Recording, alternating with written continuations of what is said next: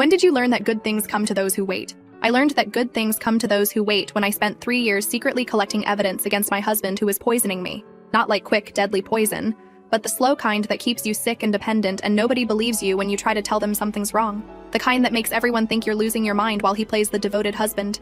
It started with small things about a year into our marriage. Headaches after dinner, stomach issues that came and went, dizziness that would hit me out of nowhere, fatigue that no amount of sleep could fix. At first I thought maybe it was stress or some weird virus, but it kept getting worse. Doctors kept saying anxiety or IBS, or maybe it's just in your head. Austin would hold my hand during appointments, so concerned, telling them how worried he was about me, how sometimes I'd get confused, paranoid even, how he had to manage all our finances now because my brain fog got so bad. I'd been with Austin for 7 years, married for 4. Everyone thought he was perfect, handsome, successful, patient. They'd say how lucky I was to have someone who took care of me when I was sick, managed everything when I couldn't. Our friends would comment on how he never complained, how he'd cancel plans to stay home with me when I wasn't feeling well. What a saint, they'd say.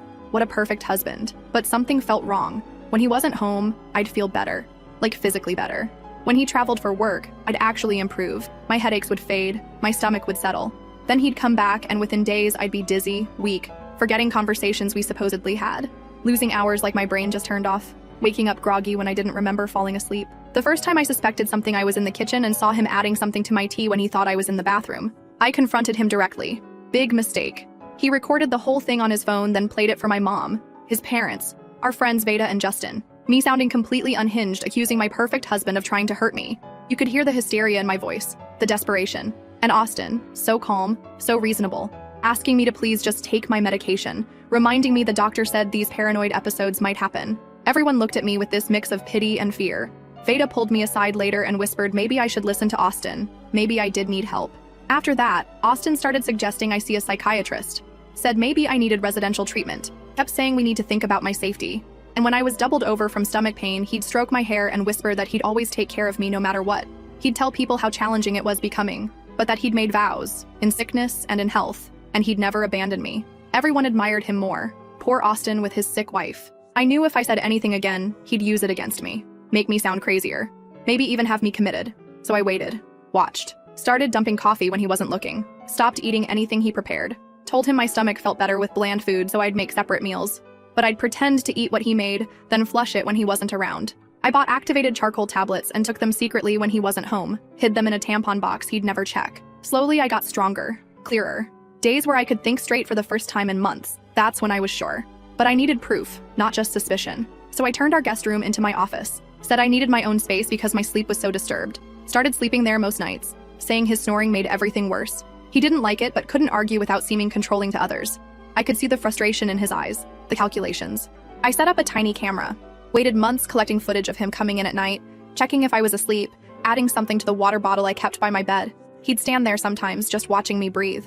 Once I caught him testing my reflexes while I was sleeping, pinching my arm, seeing if I'd wake up. Another time he held a mirror to my nose like he was checking if I was still breathing. The look on his face wasn't concern, it was disappointment. Once I had video evidence, I sent samples of my hair to a lab for testing, paying cash, using Veda's address. Saved bits of food he made special for me in labeled containers hidden in a cooler in my trunk. Documented everything in a journal I kept at Veda's house. Every symptom, every time he gave me food or drinks, every memory lapse. I started taking photos of myself daily, tracking the physical changes, the weight loss, the yellowing skin, the brittle hair. This went on for almost a year, then another. I played the part. Weak wife, getting more forgetful, more dependent. I'd deliberately knock things over sometimes or forget basic words mid-conversation when others were around, all while gathering evidence. While he thought I was at therapy appointments, I was meeting with a lawyer. Found out Austin had taken out extra life insurance on me, had been talking to my doctor about my deteriorating mental state, telling colleagues his poor wife was getting early onset dementia. I discovered he'd been researching symptoms of arsenic poisoning, looking up untraceable toxins, had been making jokes to friends about being a widower someday. The 3rd year was the hardest. He started bringing his friend Otto around more. Otto, who was a pharmacist, they'd whisper together and stop when I entered rooms. I'd catch phrases like, build tolerance, and might need something stronger. Austin started talking about moving us somewhere quieter, somewhere I could rest properly. Mentioned how his cousin Annie had a lake house we could use, remote, peaceful. No one around for miles. Started making plans without consulting me, telling people the move was for my health. Bought hiking equipment, fishing gear. Mentioned to Justin how deep the lake was, how easy it would be to disappear there. I knew it was time. I couldn't wait any longer. But But going to the police with partial evidence would be his word against mine. The word of a woman who everyone believed was mentally ill. My own mother had started talking about guardianship, so I did something desperate, something dangerous. I invited Veda over when Austin was making dinner. I told her I needed her support, that things were getting worse. She'd been my friend since college, before Austin. I hoped somewhere deep down she still trusted me. That night, Austin made his special pasta, the one that always made me violently ill afterward. I switched our plates when he went to answer the door, my heart pounding so hard I thought it might explode. I ate his food. He ate the meal he'd prepared for me. We all sat there making small talk while I waited, Veda oblivious. Austin smiling that patient smile. Within an hour, he was disoriented, confused, dropping things, slurring his words. While Veda watched in horror, Austin couldn't remember what day it was, couldn't stand properly, kept asking why we were looking at him like that. I pretended to be concerned, called poison control, described his symptoms. They told me to get him to a hospital immediately. Veda was already calling 911, panic in her voice. That's when I put the journal, the video footage, the lab results on the table. Showed Veda everything while Austin sat there, still affected by whatever he'd put in my food. Watched her face as she realized everything. The years of gaslighting, the poison, the slow, deliberate attempt to make me disappear while looking like the devoted husband. By the time the ambulance arrived, Veda was holding my hand so tight it hurt, told the paramedics they needed to test for poison, showed them the food samples. When they asked who had prepared the meal, I pointed to Austin, told them there was more evidence, so much more. The police came too, found the bottles in his desk drawer, found more substances in his car, found searches on his computer about inheritance laws, untraceable poisons, how to commit the perfect murder. First update, it's been 21 days since Austin was arrested. They kept him in the hospital for 3 days to treat the poisoning and monitor his system. The doctor said whatever he ingested was a complex mix, mostly heavy metals and some pharmaceutical compounds that one doctor said was not something anyone could mix up accidentally. I keep thinking about how that could have been me in that hospital bed, how many times it almost was. The police interviewed me for hours, made me go through everything from the beginning. They kept asking why I didn't come forward sooner, why I waited years instead of months. I tried explaining how Austin had systematically isolated me, convinced everyone I was mentally ill, controlled all our finances, monitored my movements. The detective taking notes didn't look convinced until Veda spoke up. Told them how Austin would explain away my episodes to everyone, how he'd show videos of me acting crazy at dinner parties as evidence of my deteriorating mental state, how he'd coached all our friends on what to do if I started making accusations. When they searched our house, they found a hidden compartment in his office wall safe. Inside were vials of substances labeled with dates and dosages, a journal with notes about my symptoms after each treatment, as he called it, pages of observations about which combinations made me sleep longer, which ones caused memory loss versus physical weakness. It was all so clinical, so detailed, so fucking planned. They found research on poisons that mimic natural diseases, printouts about untraceable toxins, a file with info on Annie's house including underwater topography maps, a waterproof bag with weights. Veda hasn't left my side. She sleeps on my couch now, says she doesn't trust me being alone after everything. She keeps apologizing for not seeing it sooner, for believing him over me. I can't even be angry with her because he fooled everyone. He was so good at it, so believable in his concern, so patient in his execution. Austin's family showed up at the police station screaming about false accusations. His mother, Sydney, insisted I was the mentally unstable one, that I'd been hallucinating and paranoid for years, kept saying he was just trying to help me, that any medication he gave me was prescribed by doctors, demanded to see the evidence. When they wouldn't show her, she started calling everyone we know, claiming I'd set Austin up, that I'd poisoned him in some twisted revenge fantasy, that I was the dangerous one. The preliminary hearing was yesterday. Austin sat there in his orange jumpsuit looking so different from the man I married.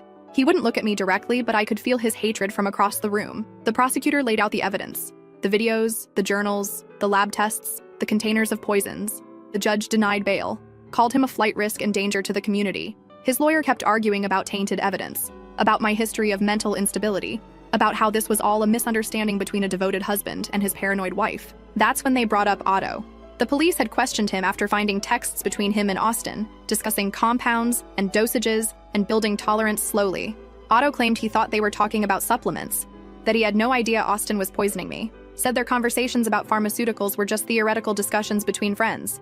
The prosecutor showed evidence that Otto had stolen medications from his pharmacy, had been helping Austin research obscure toxins, had even ordered specialized chemicals using his professional credentials. Otto's out on bail, his pharmacy license suspended pending investigation, his lawyer arguing he was manipulated by Austin, that he never knew the real purpose behind their academic discussions. The thing that terrifies me is how believable Otto's defense sounds, how easily someone could buy that he was just another victim of Austin's manipulation. Just like everyone thought I was crazy, they might believe Otto is innocent.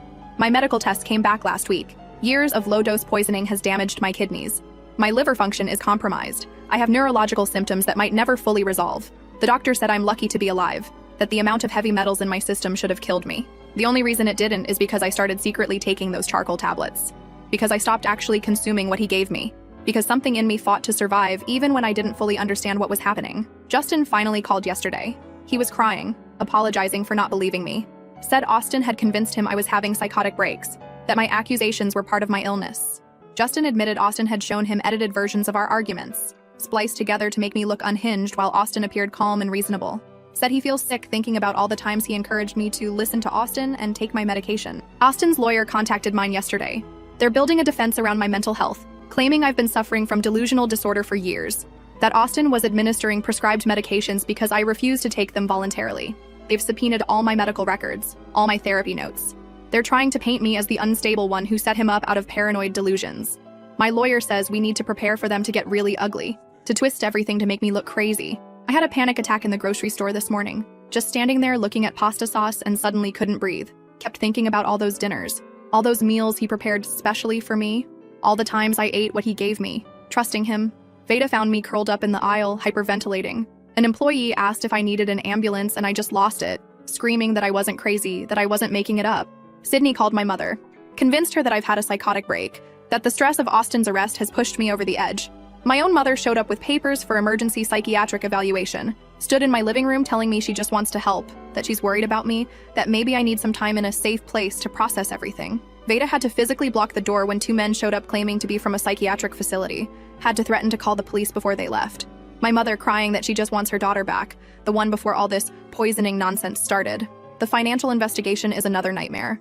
Austin had been moving money for years, small amounts into accounts I never knew existed, had been secretly selling off our investments, liquidating assets. The detective handling the financial crimes part says it looks like he was planning to disappear, had been setting up an exit strategy long before I caught him. They found evidence he'd been researching countries without extradition treaties, had been in contact with someone about new identification documents, had a go bag hidden in his office with cash. Yesterday they found a second phone in Austin's car, contacts I'd never seen, messages to people I don't know discussing the plan and timing and making it look natural, messages to Otto about increasing dosages and accelerating the timeline, messages to Logan, a name I'd never heard before, about cleaning up loose ends and handling the Veda situation. The police are trying to locate this Logan person. I can't sleep without seeing Austin standing over my bed, watching me breathe. Can't eat without wondering if there's something in my food. Veda prepares all our meals now, but sometimes I still can't make myself swallow. Lost another 5 pounds this week. The therapist I'm seeing says it's PTSD, says my body is still in survival mode, says it might be a long time before I feel safe again. Tomorrow we have a meeting with the prosecutor. They want me to walk through everything again, chronologically. Want to make sure their case is airtight. My lawyer says they're worried about the mental health angle Austin's team is pushing, worried a jury might be swayed by the grieving husband narrative, by the idea that he was just trying to help his troubled wife. They need me to be strong, consistent, believable. But how do you convince strangers of something that sounds so unbelievable? How do you prove you're not crazy when someone spent years making everyone think you are?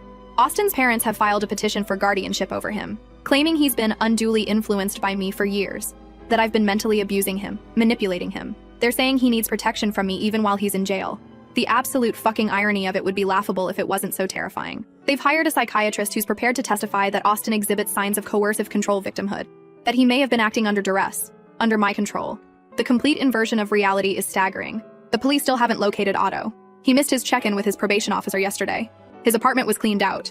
His car found abandoned at a bus station. The detective called this morning saying they're expanding the search, that he's now considered a fugitive, that I should be careful, stay with someone, report anything suspicious. As if I haven't been doing that for years already. As if my entire existence hasn't become an exercise in hypervigilance. I think about what would have happened if I hadn't waited, if I'd gone to the police earlier with partial evidence, if I'd tried to run without proof. Austin would have found me, would have convinced everyone I was having a breakdown, would have had me committed, or worse, would have taken me to that house, to those deep, dark waters, to that weighted waterproof bag. Second update. It's been almost 3 months since my last update. So much has happened, I don't even know where to start.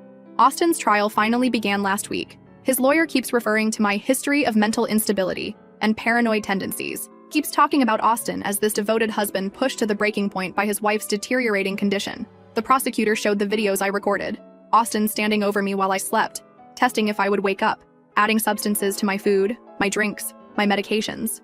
The entire courtroom went silent watching him methodically contaminate my water bottle, then stand there watching, waiting, this look on his face that wasn't concern but something cold. His lawyer tried to argue the videos were taken out of context, that Austin was checking my breathing because he was worried about my health conditions, that he was adding prescribed medications to my drinks because I refused to take them. It's terrifying how plausible he makes it sound. They found Otto 2 weeks ago hiding at Annie's house. The same place Austin had planned to take me.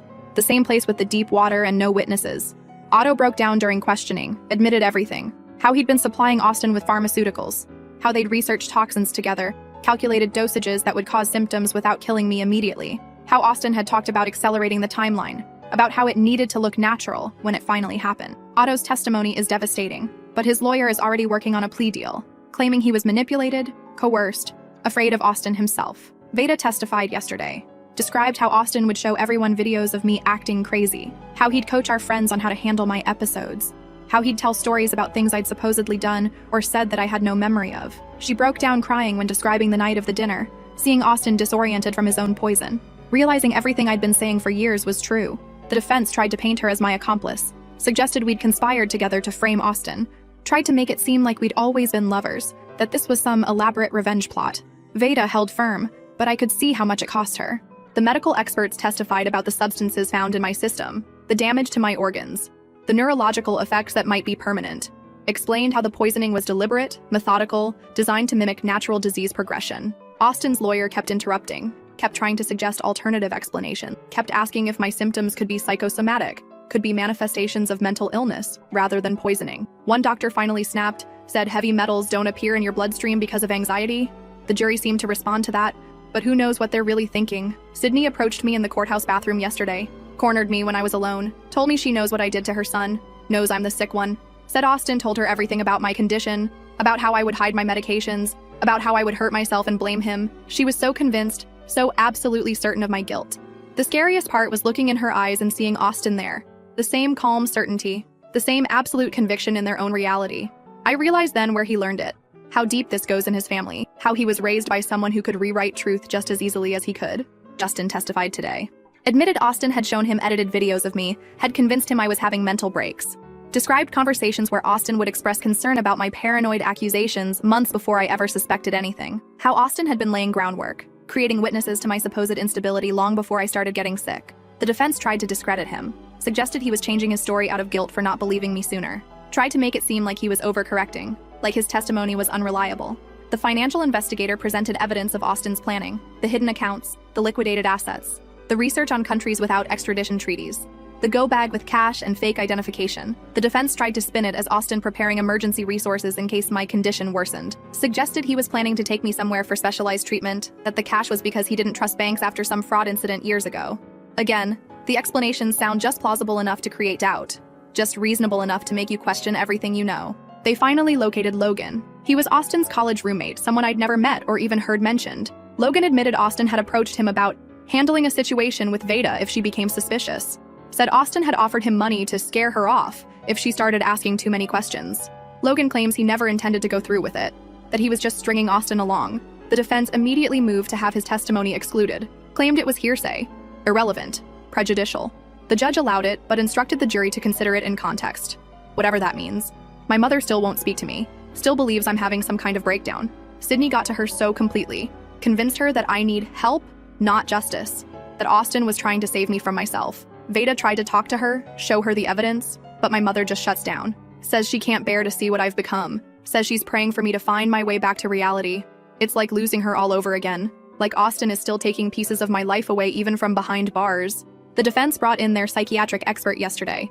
He never examined me, never even met me, but still testified for hours about how my symptoms align with delusional disorder, how people with this condition can construct elaborate conspiracy theories, can misinterpret innocent actions as malicious, can even manipulate others into believing their delusions.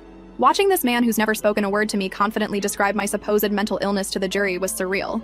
Felt like being erased in real time, like my reality was being overwritten right in front of me. Our side brought in experts too, psychiatrists who explained how gaslighting works, how abusers isolate their victims, undermine their perception of reality, create doubt in their own minds.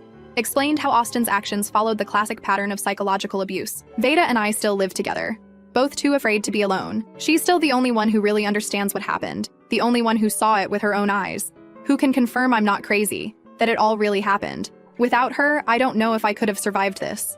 Don't know if I would have had the strength to sit in that courtroom day after day, facing Austin, facing his family, facing all the people who still think I'm making this up. The jury starts deliberation tomorrow. My lawyer says the evidence is strong, but warns me not to get my hopes up. Says cases like this can be unpredictable. Says Austin's performance as the concerned husband is convincing. Says we need to prepare for any outcome. Last update, the jury deliberated for 4 days.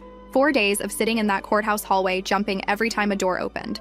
Veda next to me the whole time, holding my hand so tight it hurt. My lawyer kept saying no news is good news, that quick verdicts usually favor the defense, that the longer they talked, the more likely they were actually examining the evidence. Still, by the 3rd day, I was convinced they didn't believe me, convinced Austin's performance had worked. When they finally came back, I couldn't breathe. Then one word: guilty. Guilty on all counts. Attempted murder, poisoning, psychological abuse, financial fraud, guilty, guilty, guilty. Austin didn't react at first, just sat there staring straight ahead like he hadn't heard.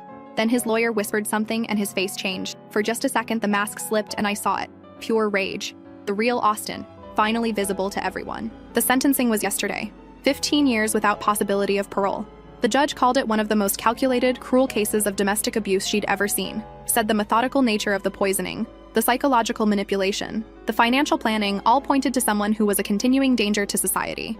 Austin finally spoke, claimed he still loved me, that he was only trying to help, that someday I'd understand everything he did was for my own good. The judge cut him off, told him to save his manipulations for his prison therapist. Sydney had to be removed from the courtroom, screaming that I'd ruined her son's life, that I'd manipulated everyone, that someday they'd all see the truth. Security had to physically escort her out as she lunged toward me, still screaming that I was the sick one, the crazy one. Even with all the evidence, all the testimony, she still can't accept what her son did. Still can't see him as anything but the victim in all this. Otto got 8 years with possibility of parole after 3, part of his plea deal for testifying against Austin. Logan got probation for coming forward about the plans to intimidate Veda. Justin sent flowers to my apartment, but I haven't responded. Still don't know how to feel about everyone who didn't believe me, who thought I was imagining everything, who watched me deteriorating and sided with Austin anyway. My mother finally called last week. Didn't exactly apologize, but said she'd been doing a lot of thinking, a lot of remembering. Said there were signs she'd missed years ago, things Austin would say or do that seemed off but that she'd dismissed. Asked if we could talk sometime. I said maybe, someday. Don't know if I'll ever fully trust her again. Don't know if that relationship can be repaired. Veda says I should try. Says family is important. But Veda doesn't understand that my mother chose Austin over me. Chose to believe I was crazy rather than believe I was being poisoned. Some betrayals cut too deep for simple forgiveness. We're moving next month. Veda and me, somewhere new, somewhere without memories. She's become my family through all this. The one person who saw the truth when it was right in front of her. Who believed me when it mattered most. Who stood by me through the investigation, the trial, the endless questioning of my sanity. We're not running away, just starting over. They say good things come to those who wait. I waited 3 years to be free. 3 years to be believed. 3 years to reclaim my mind, my body, my truth. The waiting nearly killed me. But in the end, it saved my life.